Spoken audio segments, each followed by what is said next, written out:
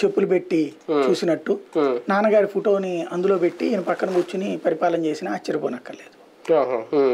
కాకపోతే అంత ఛాన్స్ ఈయనకి ఇస్తారా లేదా అనేది అది చూడాలి. అది చంద్రబాబు గారు ఉండగా ఈ ట్రిప్కి ఆయనకి అవకాశం ఇస్తారా లేదా చూడాలి. అంటే ఇవ్వకపోతే పార్టీకి పెద్ద నష్టం కదా. ఇప్పుడు మాజీ ముఖ్యమంత్రి అనే హోదాలో లేదా ఇప్పుడు ప్రస్తుత ముఖ్యమంత్రి అనే హోదాలో మళ్ళీ ఎన్నికలకు వెళ్దాం, డైరెక్ట్గా అసలు కంప్లీట్ ఫ్రెషర్గా రావడం అనే దానికి తేడా ఉంటుంది కదా. పవన్ కళ్యాణ్తో పొత్తుని నారా లోకేష్ గారు యాక్సెప్ట్ చేయలేకపోతున్నారా? అదేమన్నా ఓపెన్గా అర్థమవుతుందా?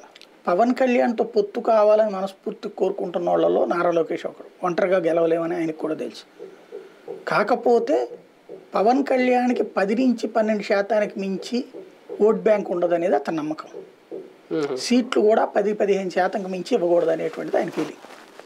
మరి అలాంటప్పుడు ఇంకెందుకు పొత్తు పెట్టుకోవడం? అంటే మరి ఆ 10 కదా కావాల్సింది. ఆ 10% ఓట్లు కావాలనే కదా. ఇప్పుడు జగన్కి వీళ్ళకి 10% గ్యాప్ వల్ల ఇంత తిప్పలం. 1-2% తేడా ఉంటే కనుక ఈసారి కొట్టేస్తామనే ధైర్యంతో ఉండేవాళ్ళు. ఇప్పుడు క్రిందటిసారి జగన్మోహన్ రెడ్డికి 1.5% తేడా. కాబట్టి జగన్ పొత్తులేదు తొక్కలేదన్నాడు, ప్రభుత్వ వ్యతిరేకత అన్నాడు. దాన్ని కలుపుకుంటే ఎంత వచ్చేసింది?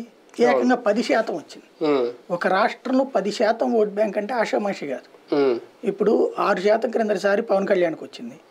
6కి తోడు ప్రభుత్వ వ్యతిరేకత ఒక 5 గెలిస్తే 11 వస్తే గానీ అక్కడ అవ్వదు. 6ని 10 అయినా అదైనా ప్రభుత్వ వ్యతిరేక ఓటే కదా పెరిగినట్టు. అది అక్కడ యాడ్ అవ్వాలి.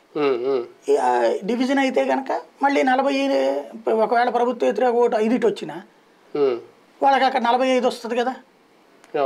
అప్పుడు దెబ్బతినేస్తారు కదా అనే భయం ఉంది. లోకేష్ బాబు గారే సైలెంట్ చేశారు అనుకోవాలా ఈ 4 రోజులు? అదే 10 రోజుల నుంచి అంతే అయ్యి ఉండొచ్చు.